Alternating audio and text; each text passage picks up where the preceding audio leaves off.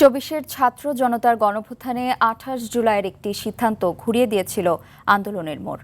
একদিকে সমন্বয়কদের ডিবি কার্যালয়ে আটকে রেখে জোরপূর্বক আন্দোলন প্রত্যাহারের নাটক, অন্যদিকে বাকি সমন্বয়কদের লড়াই চালিয়ে যাওয়ার পাল্টা ঘোষণা। সেদিন পুলিশের চোখ রাঙানি আর গণগ্রেফতারের ভয়কে উপেক্ষা করে কোটা সংস্কার আন্দোলন ঘুরে দাঁড়ানোর বিস্তারিত তুলে ধরছেন তৌফিকুল ইসলাম আশিক। স্যান্ডেলিনা সো, রূপচর্চায় আভিজাত্য।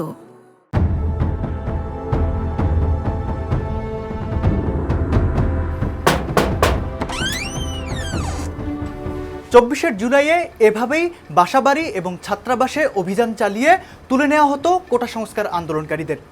২৮ জুলাই সকালে পত্রিকার শিরোনাম ১১ দিনে গ্রেপ্তার ৯,০০০।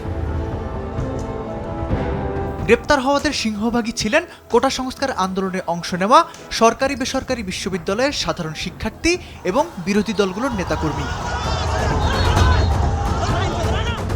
২৪শের ২৮ জুলাই সংঘাতের মুখে দাঁড়িয়ে তৎকালীন স্বরাষ্ট্রমন্ত্রী আসাদুজ্জামান খান কামাল দাবি করেন সংঘর্ষে প্রাণ হারিয়েছেন ১৪৭ জন, যার মধ্যে পুলিশ সদস্য, আওয়ামী লীগের নেতাকর্মী, ছাত্রছাত্রী সহ বিভিন্ন শ্রেণী পেশার মানুষ রয়েছেন। অথচ স্বাধীন গণমাধ্যম ও নিরপেক্ষ অনুসন্ধানে উঠে আসে ওই সময় পর্যন্ত মৃত্যুর সংখ্যা বেড়ে দাঁড়িয়েছে ২ শতাধিক।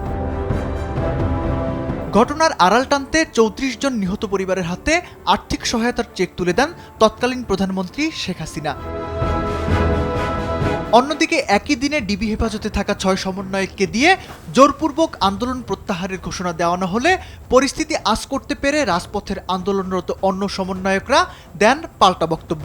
জানান, ডিবি হেফাজতের ওই বিবৃতি আন্দোলনকারীদের প্রকৃত অবস্থান নয়। তারা একটা স্ক্রিপ্ট লিখে আনে ২-৩ লাইনের এবং সেখানে আমাদের সব স্বাক্ষর নেয় এবং তারা সেটা আমাদেরকে পড়তে বলে ক্যামেরার সামনে ৬ জনকে বসিয়ে, যে এটা তারা প্রধানমন্ত্রী এবং স্বরাষ্ট্রমন্ত্রীকে দেখাবে। যদি প্রধানমন্ত্রী এবং স্বরাষ্ট্রমন্ত্রী গ্রিন সিগন্যাল দেয় তাহলে আমাদেরকে প্রেস ব্রিফিংয়ের জন্য এই একই জিনিস পড়ার জন্য প্রেস ব্রিফিংয়ের জন্য ছাড়বে। আমরা পড়ি, কিন্তু তারা সেটা মিডিয়াতে ছেড়ে দেয়। নাহিদ ভাইদেরকে জোরপূর্বক একটা নেওয়া হয়, বার্তা নেওয়া হয় যে ওনারা আন্দোলন প্রত্যাহার করতেছে। তখন আমরা কিছুক্ষণের জন্য একটু চিন্তিত হয়ে পড়ি, কিন্তু ঠিক তার ১০-১৫ মিনিটের মাথায় আমরা ৩ জনে মিলে বসে ডিসিশন নিই যে না, এই আন্দোলন চলবে এবং শেখ হাসিনার পতন পর্যন্ত চলবে।